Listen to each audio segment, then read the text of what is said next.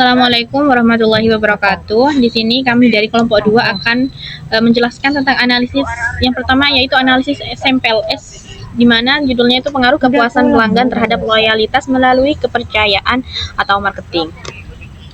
Nah, next. Untuk latar belakangnya sendiri, loyalitas pelanggan penting untuk keberlanjutan bisnis dan dipengaruhi oleh kualitas layanan, kepuasan, serta kepercayaan. Kualitas layanan yang baik meningkatkan kepuasan lalu membangun kepercayaan yang akhirnya mendorong loyalitas. Untuk menganalisis hubungan tersebut secara menyeluruh digunakan yaitu metode SMPLS karena mampu mengunci pengaruh langsung maupun mediasi kepercayaan. Untuk metodenya sendiri menggunakan metode kuantitatif dengan tujuan menjelaskan hubungan kausal antar variabel. Populasi penelitian adalah pelanggan aktif dalam 6 bulan terakhir, sedangkan pengambilan sampel dilakukan dengan purposive sampling dengan jumlah responden minimal 200 orang. Pengumpulan data menggunakan kuesioner dengan skala Likert 1-5. Dan analisis data dilakukan dengan pendekatan SMPLS meliputi CFA, pengujian pengaruh jalur, serta uji mediasi menggunakan teknik bootstrap sebanyak 5.000 sampel. Untuk grafiknya sendiri, di sini yang sudah kita ada beberapa yang dibuang itu yang kurang dari 0,4 karena 0,4 sampai 0,7 itu masih masuk. Jadi dan yang lebih dari 0,9 juga kita buang. Dan ada sekitar 6 variabel yang eksogen ini yang dibuang. Dan ini untuk tabel CA sama CL sama AV, di mana untuk tabel CA sama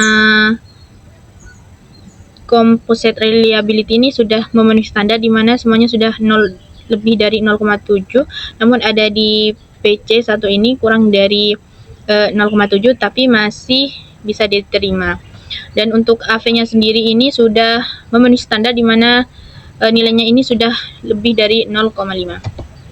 Untuk tabel cross-loadingnya, hasil cross-loading menunjukkan bahwa seluruh indikator memiliki nilai loading tertinggi pada konstruknya masing-masing dibandingkan konstruk lain, sehingga memenuhi kriteria diskriminan validity.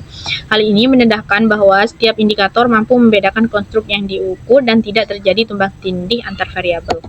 Selanjutnya yaitu ada tabel Fornell-Likert. Hasil Fornell-Likert menunjukkan bahwa nilai akar AV pada setiap konstruk, di mana di sini ada kualitas layanan, kepuasan, kepercayaan, dan juga loyalitas lebih tinggi dibandingkan korelasinya dengan konstruk lain. Ini menandakan bahwa diskriminan validity telah terpenuhi karena setiap konstruk mampu membedakan dirinya secara baik dari konstruk lainnya. Untuk selanjutnya akan dilanjutkan oleh rekan saya. Baik, melanjutkan dari rekan saya, yakni tabel R-square.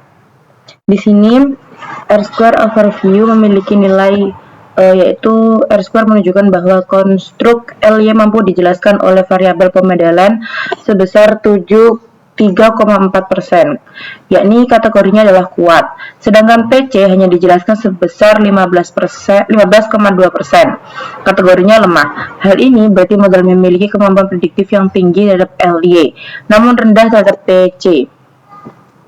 Yang selanjutnya adalah tabel F-square, yakni menunjukkan bahwa KL memiliki pengaruh besar terhadap LY dan pengaruh kecil terhadap PC. Sementara itu, PC ke LY dan PS ke LY memiliki nilai yang sangat kecil, sehingga dampaknya lemah, adapun PS memiliki pengaruh sedang. Selanjutnya itu tabel PEC coefficient. KL memiliki pengaruh positif kuat terhadap LY dan pengaruh positif sedang terhadap PC. Sementara itu, PC hanya memberi pengaruh lemah kepada LY dan PS, berdampak negatif pada LY maupun PC, dengan pengaruh negatif saling kuat terhadap PC dan hubungan PS ke PC. Yang selanjutnya adalah tabel spesifik indirect effect. Pengaruh tidak langsung PS terhadap LY melalui PC bernilai negatif dan sangat kecil, minus 0,016, sedangkan pengaruh tidak langsung KL ke LY melalui PC bernilai positif namun juga sangat kecil. Keduanya nilai menunjukkan efek mediasi yang lemah dan kemungkinan tidak signifikan. Kesimpulannya yaitu hasil analisis SMPLS menunjukkan bahwa kualitas layanan berpengaruh kuat dalam meningkatkan loyalitas dan memberikan pengaruh sedang terhadap kepercayaan.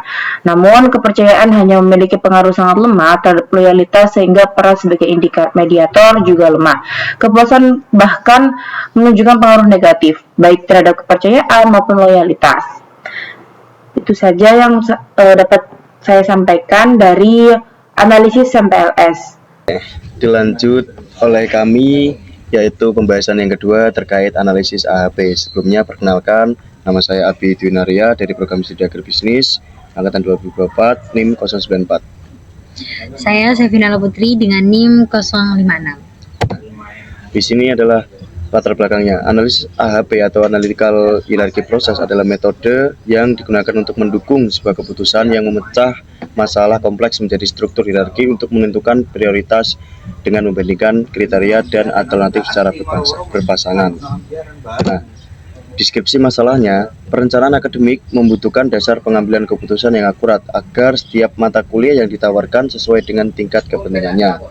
Untuk mendukung hal tersebut digunakan metode analitik hierarki proses. Dalam penelitian ini ada 5 mata kuliah yaitu MK1, MK2, Perencanaan Bisnis, MSDM, dan KAK yang dinilai oleh responden untuk mengetahui mana yang lebih diprioritaskan melalui proses yang diperoleh urutan mata kuliah yang dianggap paling penting sehingga hasilnya dapat digunakan sebagai acuan dan penyusunan rencana akademik yang lebih efektif dan terarah.